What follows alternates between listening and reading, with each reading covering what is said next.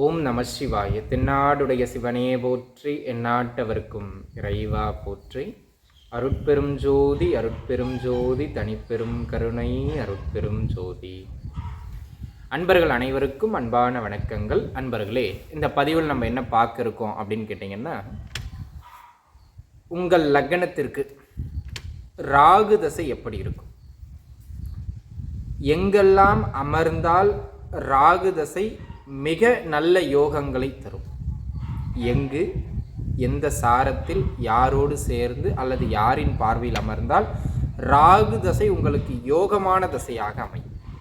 அதேபோல் எங்கு எந்த நட்சத்திரத்தில் யாருடன் சேர்ந்து அமர்ந்தால் உங்களுக்கு கடுமையான தீமைகளை தரும் அப்படிங்கிறதான் பார்க்க போகிறோம். 12 வீடுகளுக்கும் இல்லை, அதுக்கு நம்ம தனியாக வீடியோ போட்டிருக்கோம். உங்கள் லக்னத்திற்கு எங்கே அமர்ந்தால் சூப்பரோட எக்ஸ்ட்ரீம், எங்கே அமர்ந்தால் தீமையினுடைய எக்ஸ்ட்ரீம், சரிங்களா? அப்படிங்கிறத நம்ம பார்த்துருவோம். அந்த விதத்தில் முதல்ல ராகு அப்படிங்கிறவர் பார்த்தீங்கன்னா எதுலேயுமே ஒரு ஜைஜாண்டிக்கான கிரகம்ங்க.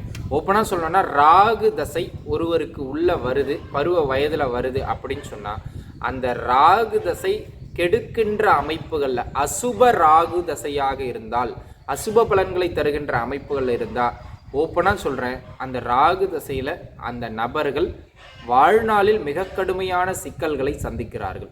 வாழ்நாள் ஒரு போராட்டத்திற்குரியதாக மாறுகிறது.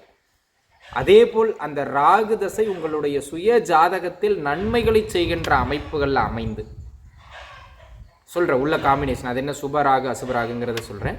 நன்மைகளை செய்கின்ற அமைப்புகளை பெற்று நல்ல அமைப்புகளிலிருந்து பருவ வயதில் தசை நடத்திட்டாங்கன்னா எப்படி சொல்கிறதுங்க, பிறப்பு சேராக இருக்கலாம், ஆனால் அவர்களுடைய வாழ்வின் உயரம் செந்தாமரையாக அமையும். இதுக்கு மேலே அதில் சொல்கிறதுக்கு ஒன்றும் கிடையாது. எப்படிப்பட்ட கஷ்டமான சூழ்நிலையில் பிறந்தாலும் ஒரு தன்னிறைவு பெற்ற ஒரு வாழ்வை அவர்கள் வாழ்கிறார்கள். தன்னிறைவு பெற்ற மனமான ஒரு நல்ல ஒரு மகிழ்ச்சிகரமான வசதியான சூழலை சமூகத்தில் பெறுகிறார்கள். நல்ல உயரத்திற்கு அவர்களை ராகு திசை கொண்டு போயிடும். சுப பலன்களை தருகின்ற அமைப்புகளில் உங்கள் ஜாதகத்தில் ராகு இருந்தால் அவர் 50 சுக்கிரனுக்கு சமம். சுக்கிரனை விட மேலான 50 மடங்குக்கு மேலான நன்மைகளை தருவார் கண்டிப்பாக, நல்ல அமைப்புகள் இருந்தால். அதே போல் அவர் கெடுபலன்களை செய்கின்ற அமைப்புகள் இருந்தால், நீங்கள் சனின்னு பயந்து ஓடுறீங்க பாருங்கள், அந்த சனியை விட 50 மடங்கு தீமையை செய்கிறவர் ராகு. ட்ரௌசரை கழட்டிட்டு ஓட விட்டுருவார், இருக்கிற இடம் தெரியாமல் பண்ணி விட்டுருவார், அசுப பலன்களை தருகிற அமைப்பில் இருந்தால். ஸோ உங்கள் ஜாதகத்தில் ராகு எப்படி இருக்கிறார் அப்படிங்கிறத உங்கள் சுய ஜாதகத்தை கையில் எடுத்து வச்சுங்க. இப்போ நான் சொல்கிற ஒவ்வொரு பலன்களையும் அதோட மேட்ச் பண்ணி உங்களுக்கு எத்தனை பாயிண்ட்ஸ் பொருந்தோ அதுக்கு ஏற்ற மாதிரி ராகு திசை நன்மை தீமை அப்படி தரும். இப்போ நான் சொல்கிற பலன்கள் எல்லாமே ஒரு 40% 50% பொருந்தும். மீதம் இருக்கிற 50% அது உங்கள் சுய ஜாதகத்தை வச்சு நீங்கள் பார்த்துக்கிடணும், சரிங்களா? ரைட். இப்போ பார்த்தீங்கன்னா முதல்ல சுபராகு அசுபராகு அது எப்படிங்க தெரிஞ்சுக்கிறது அப்படின்னு சொன்னால், உங்கள் ஜாதகத்தில் அவர் எங்கு வேணாலும் இருக்கட்டும் ராகு, இயற்கை சுப கிரகங்கள்னு சொல்லக்கூடிய குரு, சுக்கிரன், வளர்பிறை சந்திரன் அல்லது புதன், இந்த 4 பேருடைய தொடர்பில், அதாவது தொடர்புனா அவர்களோடு சேர்ந்திருக்கலாம் அல்லது அவர்களின் பார்வையில் இருக்கலாம். அப்படி இருந்துட்டார்னா அடிப்படையில் அந்த ராகுவுக்கு சுபராகுன்னு பேர், அதாவது நன்மைகளை தர கடமைப்பட்டவர் அப்படிங்கிறது பேர். அதே போல் அந்த ராகு சனி, செவ்வாய், சூரியன் இவர்களின் தொடர்பை பெற்று இருந்துட்டார்னா அதற்கு அசுப ராகுன்னு பேருங்க, சரிங்களா? உள்ள இன்னும் சில டீட்டெயில்ஸ் இருக்குது, அது சொல்கிறேன். அடிப்படையில் இப்போ நான் உள்ள சொல்லும்போது ஒவ்வொரு முறையும் சுபராகு அசுபராகுன்னு தான் சொல்லுவேன். சுபராகுன்னா நீங்கள் நினச்சிக்கிடணும், குருவோட தொடர்புலையோ சுக்கிரனோட தொடர்புலையோ வளர்பிறை சந்திரனோட தொடர்புலையோ இல்லை புதனோட தொடர்புலையோ இருக்கிறார். அசுபராகுனா நீங்கள் நினச்சிக்கணும் செவ்வாயோட சேர்ந்தோ அல்லது செவ்வாயின் பார்வையிலையோ, சனியோட சேர்ந்தோ அல்லது சனியின் பார்வையிலையோ, சூரியனோட சேர்ந்தோ அல்லது சூரியனுடைய பார்வையிலையோ அவர் இருக்கிறார் நீங்கள் மைண்டு கொண்டு வந்துக்கணும். அப்போ தான் உங்களுக்கு பலன்கள் புரியும். அந்த விதத்தில் 12 லக்னங்களுக்கும் நம்ம இப்போ பலன்களை பார்க்க போகிறோம். அதில் ஒவ்வொரு லக்னமாக பார்த்துருவோம். உங்கள் லக்னத்திற்கு ராகு தசை எப்படி இருக்கும் அப்படிங்கிறத நம்ம டீட்டெயில்டாக பார்ப்போம். கன்னி லக்னத்தை பொறுத்த மட்டிலும் பார்த்துக்கிட்டிங்க அப்படின்னா அழகானவர்கள், நளினமானவர்கள், அறிவாளிகள் எல்லாமே இவங்க தான், சரிங்களா? அந்த மாதிரியான கன்னி லக்னத்து அன்பர்களுக்கு ராகு தசை எங்கே அமர்ந்தால் சூப்பர், எங்கே அமர்ந்தால் ரொம்ப பேட் அப்படிங்கிறதான் பார்க்க இருக்கும். ஃபஸ்ட்டு எங்கே அமர்ந்தால் சிறப்பு அப்படிங்கிறத பேசிடுவோம். அன்பு நண்பர்களே, ராகு கன்னி லக்னத்திற்கு 3ஆம் இடம்னு சொல்லக்கூடிய விருச்சக வீட்டில் அமர்தல் சிறப்பு. அங்கு அமர்கின்ற ராகு குறிப்பாக கேட்டை நட்சத்திரத்தை பெறுவது அப்படிங்கிறது மிகப்பெரிய யோக நிலை. 3ஆம் இடத்துல அமர்ந்து கேட்டை நட்சத்திரத்தை பெற்றுட்டார் அப்படின்னா அது மிகப்பெரிய யோக நிலை. அனுஷத்தில் அமரும் போது நன்மையை தருவார், அதில் மாற்றம் கிடையாது. சரிங்களா? சில நிலைகள் அது தீமை உண்டு, ஆனால் பெரும்பான்மையாக நன்மையை தரும். ஆனால் யோகம் கேட்ட நட்சத்திரத்தில் அமர்றது தான். அதனை அடுத்தது 6ஆம் இடமான கும்ப வீட்டில் ராகு அமர்கின்ற பொழுது கன்னி லக்னத்திற்கு, அந்த கும்ப வீட்டில் அமர்கின்ற ராகு அவரின் சுய நட்சத்திரமான சதய நட்சத்திரத்தில் அமர்வது ஆகச்சிறந்த மேன்மை. அங்கு அமர்ந்து அந்த நட்சத்திரத்தில் அமர்ந்த ராகு நன்மைகளை கண்டிப்பாக தருவார். குறிப்பாக உத்தியோகம், வெளியூர், வெளிமாநில, வெளிநாடு அமைப்புகளில் நன்மையை தருவார். அதனை அடுத்ததாக 10ஆம் இடமான மிதுனத்தில் ராகு அமர்தல் அப்படிங்கிறது மிக சிறப்பு. மிதுனத்தில் அமருகின்ற ராகு தன்னுடைய சுயசாரமான திருவாதிரை நட்சத்திரத்தை பெறுவதும், அதனை அடுத்ததாக இவர் அதாவது குருவினுடைய புனர்பூச நட்சத்திரத்தை பெறுவதும் ஒரு நல்ல யோக அமைப்புகளை கண்டிப்பாக தரும். அதனை அடுத்ததாக 11ஆம் வீட்டில் அமர்வது தான் டாப். 11ஆம் வீடான கடகத்தில் ராகு அமர்வது கன்னிக்கு. அந்த கன்னி வீட்டில் அதாவது கன்னி வீட்டில் 11ஆம் கன்னி லக்னத்திற்கு 11ஆம் இடமான கடகத்தில் அமர்ந்து எந்த சாரம் பெற்றாலும் நன்மை. அதில் குறிப்பாக ஆயில்ய நட்சத்திரத்தில் அமர்வது மிகப்பெரிய உயர்நிலை. இதில் இவங்க பூச நட்சத்திரத்தில் அமர்றது நல்ல உயர்நிலை, புனர்பூசத்தில் அமர்றது நல்ல உயர்நிலை. சரிங்களா? ஆனால் ஆயில்யம் டாப். ஸோ இதில் கன்னி லக்னக்காரங்களுக்கு கடகம் 11ஆம் இடம் அதில் அமர்வது தான் மிக மிக மிக மிக மிக உயர்நிலையான ஒரு அமைப்பு.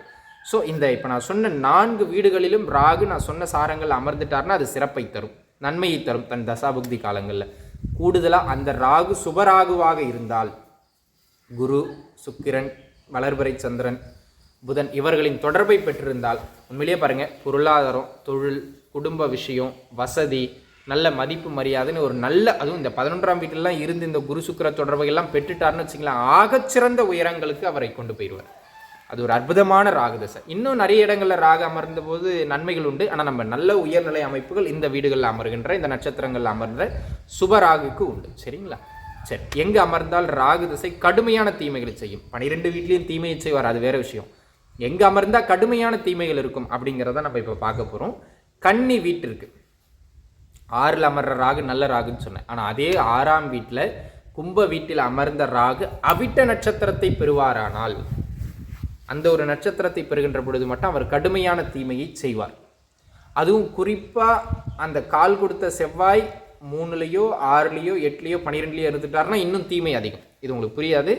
இருந்தாலும் அவர் அவிட்ட நட்சத்திரத்தில் கும்பத்தில் அமர்றது தீமை. அதை வரைக்கும் இப்போதைக்கு மனசில் வச்சுக்கிடுங்க. அதனை அடுத்ததாக 8ஆம் வீடான கன்னி லக்னத்திற்கு 8ஆம் வீட்டில் அமர்றது அப்படிங்கிறது ராகு மிக கடுமையான பின்னடைவுகளை தரும்.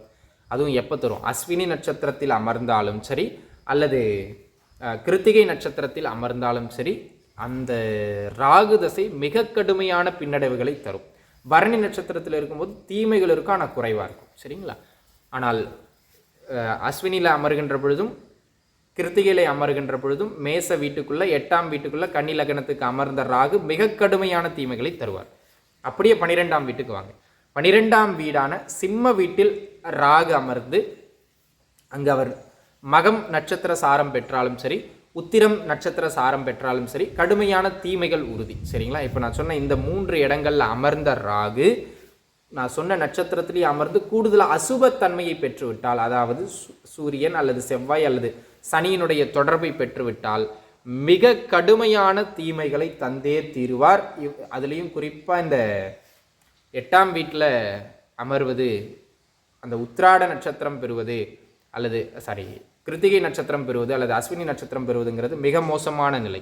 இப்போ அங்கே அப்படியே நீச சனியோடு சேர்ந்துட்டார், இல்லை ஆட்சி பெற்ற செவ்வாயோடு சேர்ந்துட்டார்னா பேயாட்டம் ஆடுவார். அந்த மாதிரியான அமைப்புகளை ராகு தசை ஒருத்தனை தரமட்டத்துக்கு கொண்டு வந்துடும். நல்ல உயரத்துக்கு வளர்ந்து போய்கிட்டு இருக்கும்போது கடுமையான பின்னடைவில் மாட்டிக்கிடுவாங்க. ஸோ இந்த மாதிரியான அமைப்புகளிலிருந்து ராகு தசை வந்தால் மிக மிக எச்சரிக்கையாக இருந்துக்கிடணும். ஸோ இதாங்க நன்மையும் தீமையும் தருகின்ற இடங்கள். மற்ற இடங்களில் அமர்றதெல்லாம் நம்ம ஒவ்வொன்றா வீடியோ போட முடியாது, அதை உங்கள் தனிப்பட்ட முறையில் பார்த்துக்கிடுவோம். உங்கள் ஜாதகப்படி இந்த விஷயங்கள் இருக்குன்னா கண்டிப்பாக 45% இது பொருந்தும். மேலும் அவர் எப்படி இருக்கார் என்ன இருக்காருங்கிறத பார்த்து மீதம் இருக்கிறத சொல்லணும். அது உங்கள் தனிப்பட்ட முறையில் கன்சல்டேஷனில் பார்த்துக்குங்க. அன்பு நண்பர்களே, இந்த பதிவு நிச்சயம் உங்களுக்கு பயனுள்ளதாக அமையும் நான் நினைக்கிறேன். மீண்டும் ஒரு நல்ல பதிவோடு உங்களை சந்திக்கிறேன். அது வரைக்கும் நன்றிங்க.